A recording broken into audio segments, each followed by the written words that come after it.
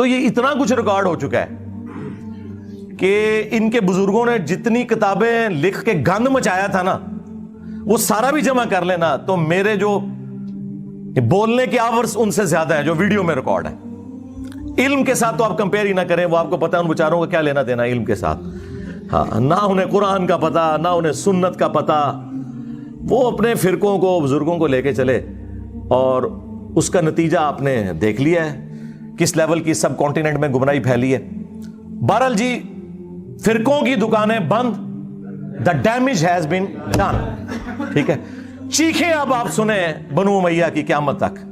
میں نے دیکھیں کئی سال پہلے کہا تھا کہ پہلے شیعان علی چیخیں نکالتے تھے نا، ٹھیک ہے، اور انہیں شیطان نے ہائی جیک کر کے رافضی بنا دیا، تو اب بنو امیہ کی چیخیں نکلیں گی. اور یہ ناصبی تو پہلے ہی تھے، ہم نے انہیں ایکسپوز کیا الحمدللہ.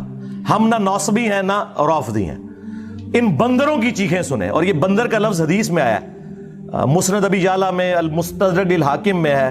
سیدنا ابو ہریرہ رضی اللہ تعالیٰ عنہ علیہ السلام کہتے ہیں کہ رسول اللہ صلی اللہ علیہ وآلہ وسلم نے اپنی وفات سے چند دن پہلے ایک خواب دیکھا، اور نبی کا خواب وحی الہی ہوتا ہے، یہ ذہن میں رکھیے گا. بخاری مسلم میں حدیث موجود ہے کہ یہ نبوت کا 46 نمبر حصہ ہے خواب. اور سورہ الصافات میں آتا ہے کہ حضرت ابراہیم علیہ السلام کو اپنے بیٹے کی قربانی کا حکم خواب میں دیا گیا، جو انہوں نے ایگزیکیوٹ کرنے کی کوشش کی. وہ کیوں؟ اس وجہ سے کہ وہ وحی الہی ہے. تو نبیوں کا خواب وحی الہی ہوتا ہے. تو نبی علیہ السلام نے خواب میں دیکھا کہ بنو مروان، بنو امیہ کے بندر میرے ممبر کے اوپر ناچ کود رہے ہیں، اچھل رہے ہیں. اور پھر آپ اتنے غمگین ہوئے اس خواب سے کہ آپ وفات تک کھل کھلا کے ہنسے نہیں. یہ الفاظ ہیں حدیث کے. آپ کو یہ پتا تھا کہ آپ کی امت کے ساتھ یہ سب کچھ ہونا ہے، جیسے آپ کو یہ بھی پتا تھا کہ دجال آئے گا. وہ آزمائش ہے، وہ تو نہیں ٹلنی.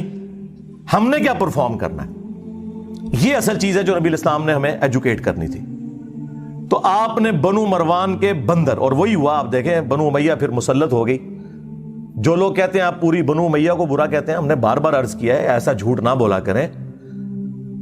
بنو امیہ کے جو لوگ اسلام کے لیے خدمت گزار تھے، سیدنا عثمان غنی رضی اللہ تعالیٰ عنہ، سیدنا عمر بن عبد العزیز رحمہ اللہ تعالی، یا وہ بنو امیہ کے لوگ جو جنگ صفین میں مولا علی کے ساتھ تھے، ان کی قدموں کی خاک ہماری آنکھوں کا سرما. لیکن ان کے پیچھے تو آپ باقی لوگوں کو نہ چھپائیں. یہاں پہ بھی نبی علیہ السلام نے بنو مروان، بنو امیہ کا ذکر کیا کیٹاگوریکلی، لیکن جو ان میں اچھے تھے وہ اس میں سے ایکسکلوڈ ہوں گے. یہ انڈرسٹوڈ ہوتا ہے، عربی میں تغلیب کا قاعدہ ہے. حالانکہ آپ کو کہنا چاہیے تھا کہ ایکسکلوڈنگ فلاں فلاں. مروان کی اولاد میں تو خود عمر بن عبد العزیز ہیں. عمر بن عبد العزیز کا نام کیا ہے؟ عمر بن عبد العزیز بن مروان بن حکم. لیکن ہم ان کی تعریف کرتے ہیں، اور وہ واحد بندہ ہے جس پہ سنی اور شیعہ دونوں متفق ہے. اسلام کا پہلا مجدد ہے. 99 ہجری میں وہ خلیفہ بنے، اور 2 سال کے بعد ان کا ٹوٹل جو دور خلافت ہے سیدنا ابوبکر جتنے الموسوا 2 سال. 101 ہجری میں انہیں شہید کر دیا بنو امیہ نے.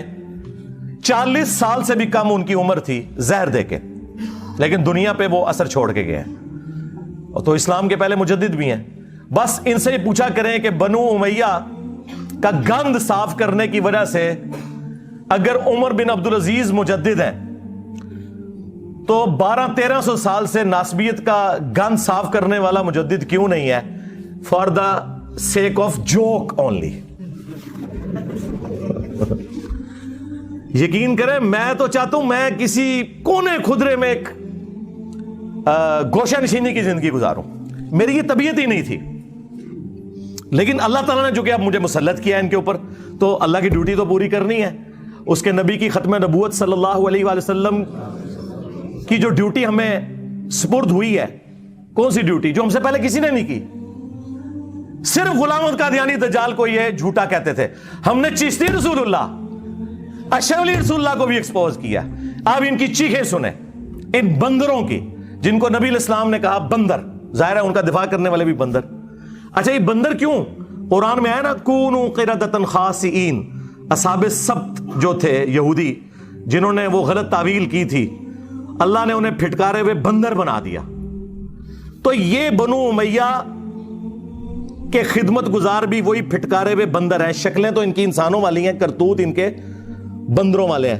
اس لیے آپ دیکھتے ہیں کبھی ایک شاخ سے لٹکتے ہیں، کبھی دوسری سے، کبھی بخاری کی حدیث کا انکار کرتے ہیں، کبھی مسلم کا، کبھی قرآن کی آیت سے بھاگتے ہیں. یہ وہی حرکتیں کر رہے ہیں. اس لیے ان کے لیے بندر کی جو تمثیل نبی علیہ السلام نے بیان کی نا، وہ بالکل درست. اب آپ دیکھیں کتنے شریف بنے ہوئے ہیں، کہہ رہے ہیں کہ جی چشتی رسول اللہ کا تو ہم انکار کرتے ہیں. دیکھیں ہر بندہ اب باہر نکل کے اللہ تعالیٰ اپنا ویڈیو کلپ ریکارڈ کرا رہا ہے ان کے بڑے میں سے. کڑے نا تو کھٹے جو باہر، ہاں ہر بندہ آگے کہہ رہا ہے نہیں ہمارا تعلق نہیں. سرکار اگر تعلق نہیں ہے تو مناظروں میں دفاع کیوں کرتے تھے؟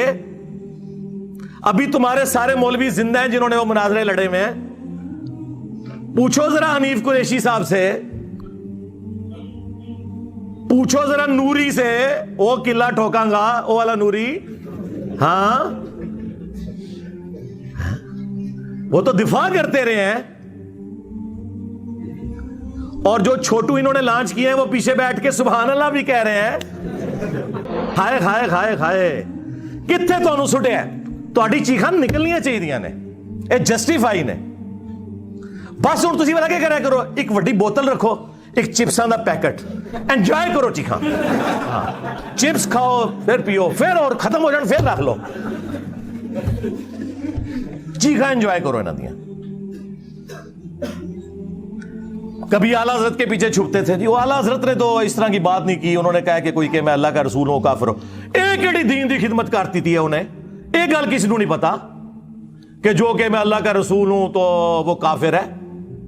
وہ گل کرنے لی کرو. ہم نے بتایا ہے کہ تم کہتے ہو کہ احمد بریلوی اعلیٰ حضرت المتوفا 1921 عیسوی بمطابق 1340 ہجری وہ مجدد تھے، غوث وقت تھے. تو بزرگوں تو اتنے بڑے لیول کے تھے، وہ تو یقیناً دلوں کا حال بھی جانتے تھے. انہوں نے فتاوی رضویہ کے اندر اس کتاب کو یہ کیوں کہا کہ رسول اللہ کی بارگاہ میں مقبول ہے، 7 سنابل 7 چشتیہ کے بزرگوں کے حالات، جس کے اندر چشتی رسول اللہ لکھا ہوا تھا. حشر بیش میں تو لکھا ہی ہوا تھا. وہ کہتے ہیں جی اعلیٰ حضرت نے کہا کہ چشت کے بزرگوں کی جو کتابیں ہیں نا وہ ٹیمپر ہو چکی ہیں، ان کا کوئی اعتبار نہیں. نا 7 سنابل کے بارے میں انہوں نے کہا ہے کہیں کہ یہ وہ ٹیمپرڈ بک ہے؟ انہوں نے تو تعریف کی ہے کہ رسول اللہ کی بارگاہ میں مقبول ہے. 7 سنابل میں بھی چشتی رسول اللہ نکل آیا. اگر اعلیٰ حضرت کو پتا تھا تو اعلیٰ حضرت فارغ، اور اگر نہیں پتا تھا تو دی بزرگی فارغ. اوے تواڈے 1000 سال دے بزرگاں نوں پتہ ہی نہیں لگا تواڈی کتابیں کی کوڑ لکھیا ہوا ہے، کفر لکھیا ہوا ہے. تواڈے بزرگاں دی جائز اولاد ہے غلام احمد قادیانی دجال. آپ لوگوں نے گراؤنڈز پرووائڈ کی ہیں. ایک اور بریلوی مولوی نکلا ہے جی جہاں تک اشرف علی رسول اللہ کا سوال ہے نا تو یہ دیوبندی خود جواب دیں گے، میں آپ کو چشتی رسول اللہ بتا آیا نا داڑ دلے تو تنو پتہ ہے کہ وہ قلعہ ٹھوکن گے تیرا تو اشرف علی رسول اللہ دے ہوتے بولیا. اور یہ بھی نہیں کہہ سکتا کہ وہ ٹھیک ہے ورنہ اپنے لوگ قلعہ ٹھوک دیں گے. ٹھیک ہے، یہ کوئی غلط مثالیں نہیں ہیں. قلعہ ٹھوکیں گے مطلب وہ زمین میں قلعہ ٹھوکا جاتا ہے، اور جو بھینس اور یا بھینسا زیادہ تنگ کر رہا ہو نا اس کو وہاں سے باندھ دیا جاتا ہے، یہ قلعہ ٹھوکنا ہوتا ہے. اور منجی ٹھوکنا بھی کوئی برا محاورہ نہیں ہے. منجی ٹھوکنا ہے کہ جس کی چولیں ہل رہی ہو نا تو وہ اس میں سپیسرز لگا کے نا وہ چوں چوں کی آواز بند کی جاتی ہے. اچھا میں جڑی منجی ٹھوکدا جے نا اس تو بعد چوں چوں نہیں ٹین ٹین دی آواز نکلتی ہے، وہ دا کوئی علاج نہیں ہے. ٹھیک ہے، تے علم غیب فارغ. ہن تک تسی مناظرے کرتے سو، ابھی تک تم لوگ مناظرے کرتے تھے اور آج آ کے کہہ رہے ہو کہ جی کتابیں چینج ہو گئی ہیں. واہ واہ، بتاؤ کس مجدد نے تمہیں بتایا کتابیں چینج ہوئی ہیں؟ اور کتابیں تمہارے لوگ چھاپتے رہے، تمہارے لوگ بڑے بزرگ اس کو انڈورس کرتے رہے. آج یہ بہانے کر رہے ہو کیونکہ تمہاری پبلک چینج ہو چکی ہے. ابھی بھی ان کی عوام نہ چینج ہوتی، انہوں نے اس مسئلے کو پی جانا تھا۔ میں تو بھائی 2008-9 سے چیخ رہا ہوں، آج کیا ہو گیا ہے؟ لے جی، آج میں قیامت تک کے لیے اس ویڈیو میں ایک